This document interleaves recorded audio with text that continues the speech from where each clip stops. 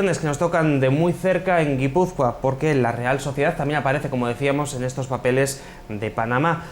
Un tema sobre el que ya hablábamos en este programa hace unos meses, porque extraconfidencial.com, el diario digital, ya publicó un avance de lo que hoy sale en todos los medios. Juan Luis Galiacho, jefe de investigación de extraconfidencial.com.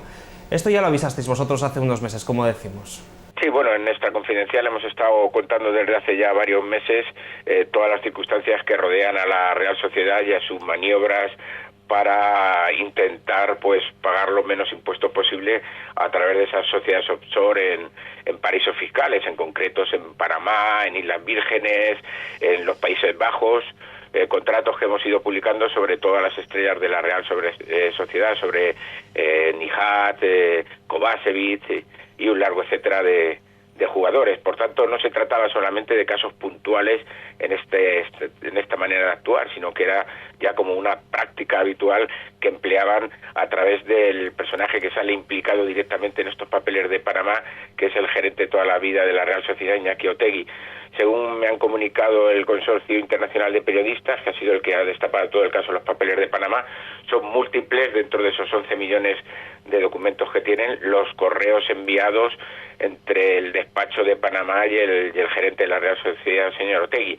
Email que eran para la constitución de sociedades, para la anulación de sociedades, para el traspaso de dinero de cuentas, es decir, donde evidentemente sale señalado el señor Otegi y por tanto al salir señalado el gerente de la Real Sociedad sale señalado el Consejo de Administración de la Real Sociedad. Juan Luis, ¿de cuánto dinero estaríamos hablando? Bueno, estamos hablando que en IRPF se ha dejado de pagar aproximadamente unos 12 millones de euros, más otros 6 y pico que se condonaron. Es decir, estamos hablando de cerca de 18 millones de euros, aproximadamente 20 millones de euros de IRPF. Estamos hablando de también una cantidad muy importante de IVA que todavía sigue prescrito, que hay parte que no está prescrita de IVA, que estamos hablando también en torno a unos 10 millones de euros. Y estamos hablando de una contabilidad B de la Real Sociedad que se cifra en torno al 1.000.000 de euros anuales durante todos estos años, al menos hasta 2008, que es cuando se produce por parte de Badiola la denuncia en esa due diligence. La Real se ha defendido diciendo que era una práctica habitual en todos los clubes y además ha dicho que en el año 2009 ha regularizado su situación con Hacienda. Vamos a ver, hay varias cosas en este caso que sí que quiero puntualizar. Uno, no se trata de una práctica habitual en todos los clubes de fútbol, porque la Real Sociedad lo hacía con todos sus jugadores.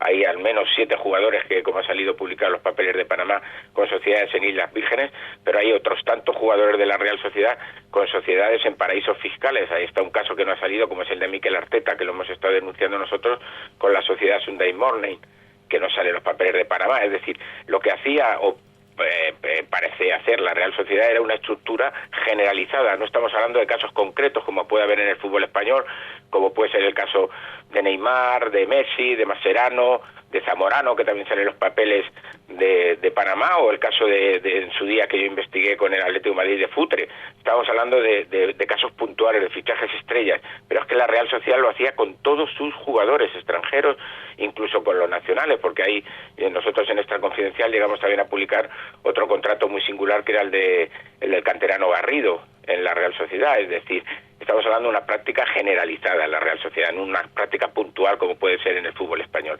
Eso es lo primero. Y en lo segundo, lo que en cuanto a la regularización de las cuentas, yo he pedido cuentas a Hacienda y Hacienda no tiene constancia que la Real Sociedad haya regularizado esas cuentas de paraísos fiscales. Lo que sí hay constancia es que por parte de la Diputación Foral de Guipúzcoa se le condonó a la Real Sociedad 6,4 millones de euros de pago de sanciones. Eso sí que se consta. Y además en una maniobra torticera, porque precisamente el orden foral para condonar a la Real Sociedad esos 6,4 millones de euros precisamente en estas infracciones tributarias, pues se produce justamente un mes antes de que lleguen las sanciones. Es decir, ¿cómo es posible que usted condene un mes antes de que lleguen las sanciones si no haya un trapiche por medio? Y lo que es más grave es que quien estaba entonces al frente de la Diputación General de Guipúzcoa era el diputado general del PNV, Markel Olano, hoy precisamente también en el cargo. O sea, si él tiene que investigar lo que él ha hecho, pues apañado, vamos. Es decir, que esto se hacía gracias a que la Diputación Foral de Guipúzcoa miraba a otro lado. Eso no hay duda ninguna, de que la Real Sociedad durante muchos años ha gozado un privilegio por parte de la Diputación Foral de Guipúzcoa. Yo creo que eso queda clarísimamente claro, a través de la publicación de estos papeles de Panamá, cómo se le ha permitido a la Real Sociedad estas cosas, sobre todo que se le ha condonado por parte de la Hacienda Foral esa cantidad, o sea, 6,4 millones, como hemos publicado en documento oficial que tenemos, ¿no? En una orden foral que está publicada y demás, y vuelvo a repetirte que se hace incluso un mes antes de que lleguen las sanciones por parte de la Hacienda Foral, o sea, es inaudito. Juan Luis, ¿habrá más informaciones al respecto? Lo que sí te puedo decir es que hablando con el Consorcio Internacional de Periodistas de Investigación, que es los que tienen estos papeles de Panamá, pues me consta y me hablan que son muchos los emails donde aparece Otegi, señalado, Iñaki Otegi, el gerente de la Real. Es decir, hay muchísimas más cosas acerca de Otegi, sobre todo de cómo era el método que empleaba con Panamá de cara a la constitución de sociedades y de cara al pago de estos dineros. Nosotros hemos publicado contratos en Extra Confidencial de Nijat, que tenemos de Kovacevic, de diferentes personas, y aquí lo que se hacía era una auténtica ingeniería financiera a través de 3 o 4 sociedades instrumentales para perder el rastro. Primero se hacía una que era la que en teoría tenía los derechos federativos del jugador, después otra que era la propia del jugador, después hacía un traspaso de cuentas de la Real Sociedad a otra sociedad, y a su vez esa sociedad la hacía otra, es decir, una auténtica ingeniería financiera creada a través de 3 o 4 sociedades instrumentales para un mismo jugador, con tal de perder el rastro.